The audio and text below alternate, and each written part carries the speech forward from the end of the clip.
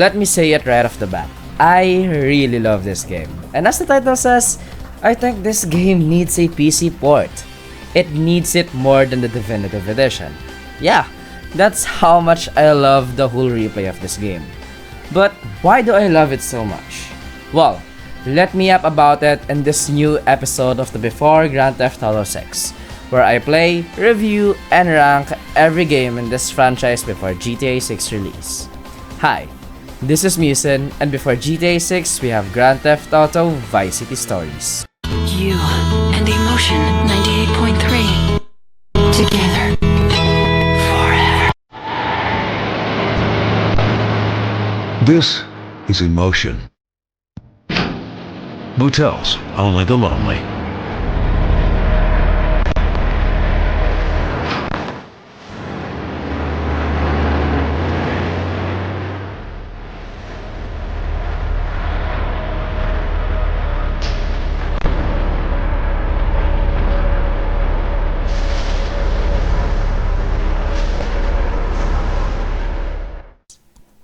Replaying this game is definitely fun. It took me almost 2 weeks to finish this game as of writing the script because this game is so good.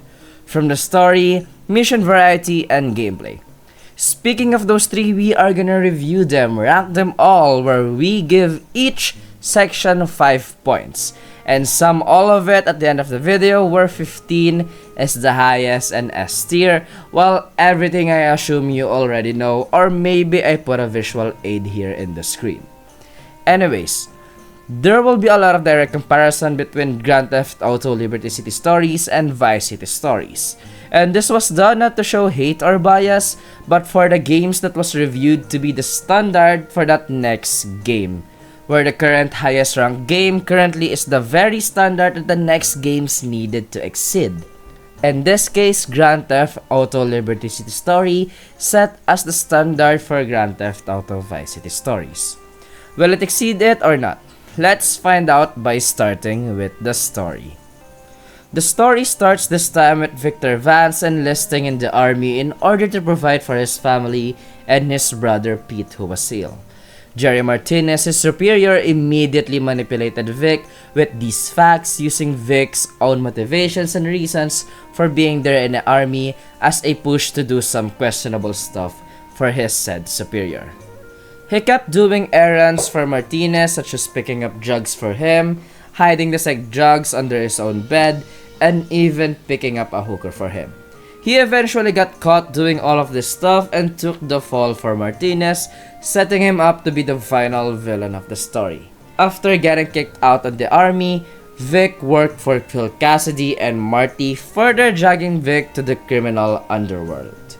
Marty's mission is also a tutorial for the Empire Building, a new set of submissions to complete where we conquer and protect businesses while competing with other gangs, which sets up the main way to get a fat stack of money in this game passively.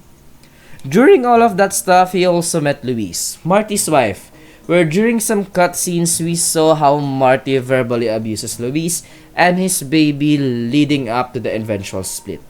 This split also leads us to expanding more about Louise and eventually dating her in the story.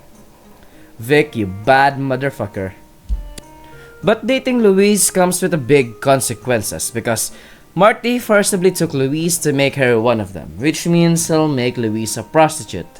Vic, intervening to all of this, was forced to kill Marty and eventually take over Marty's business, cementing his place as a crime boss. Then, Lance arrived and fucked things up more. Now, Vic would pretty much do any fucked up shit that he needs to do, but never touch coke. As to why? Because it's pretty much the traumatic experience that he had from his mother, who's like the one of the shittiest mother in all video games. And Lance, this bastard, messed so much stuff.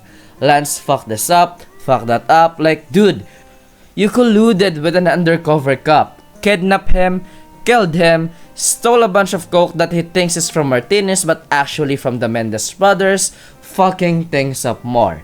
Then he even used his own coke. Threw all of that coke, threw a tantrum because his car got blown up, and just a liability to this whole game. Still, The story was really good, so you should play it for yourself. The story is phenomenal and nothing I have played before. I will give it a high 4.5 out of 5. I loved it so much. One thing that I also love the most is the gameplay. I am in love with this gameplay. No one told me that there's a skip trip when you fail your mission, or you can bribe your weapons when you die or get busted for a measly $2,000. Now I say measly, but because you can buy worth of 500,000 worth of guns and still pay for 2,000 if you die or got busted. That's just straight up OP. Paramedic missions, vigilante, firefighter are tedious. Not anymore because you can have checkpoint every 5 levels. Oh, did I mention that you can swim? You can swim in this game that was introduced way before its amazing new combat mechanics. Speaking of that new combat mechanics, there's grab, strong and light attacks now. Do you know how ridiculous that is?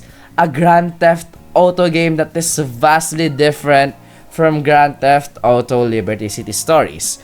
This is such a good gameplay, I can't stop playing.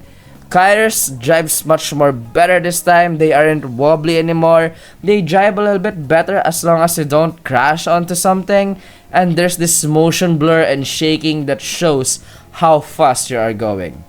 Unfortunately though, the combat guns wise doesn't really have that variety and still has the same formula from Grand Theft Auto Liberty City Stories.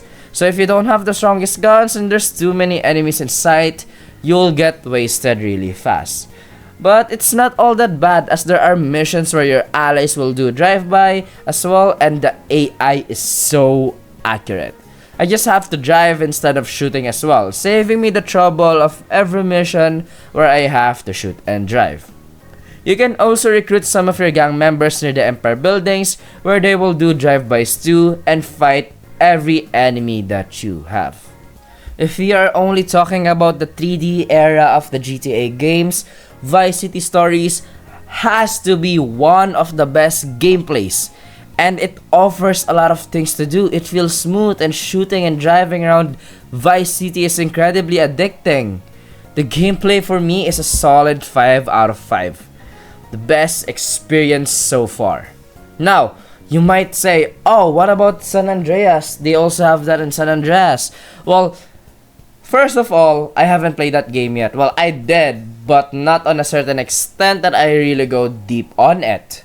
And another thing is, this is a PSP game.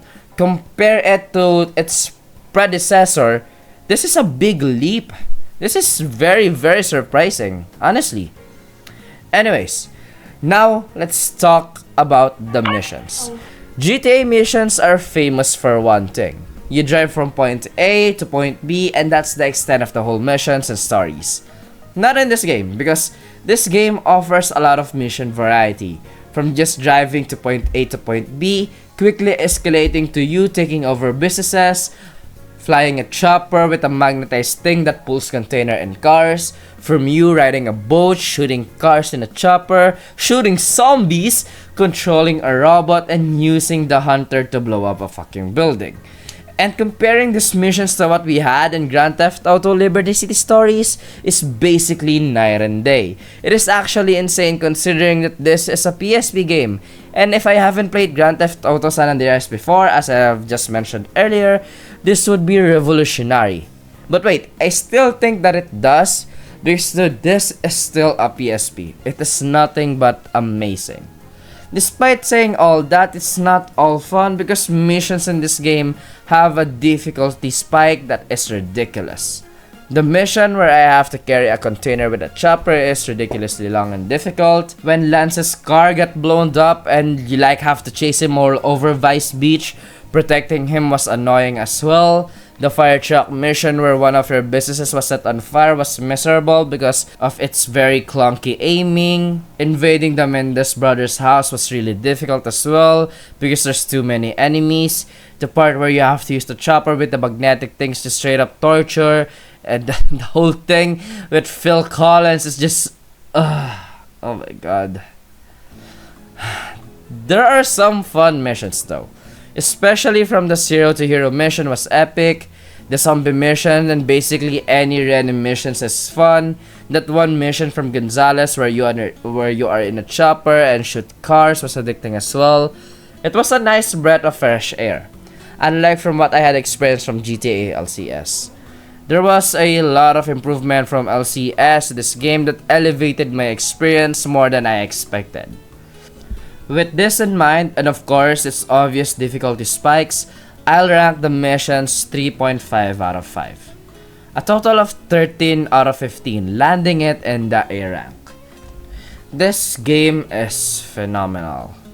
With a balance of a story about a man who's just trying to provide for his family, a gameplay that exceeded its predecessor beyond expectations, and fun missions with ridiculously difficulty spikes, I think this game is really deserving of a PC port, and I would play it again if they did it before GTA 6.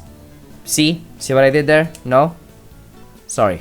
I know the follow-up for my first before the series has been long overdue, and it's here. Honestly, it needs a lot of effort and work to produce this kind of videos, even in this shitty editing. If you are liking this video so far, hit the like button and comment your thoughts and on what GTA game I should cover next.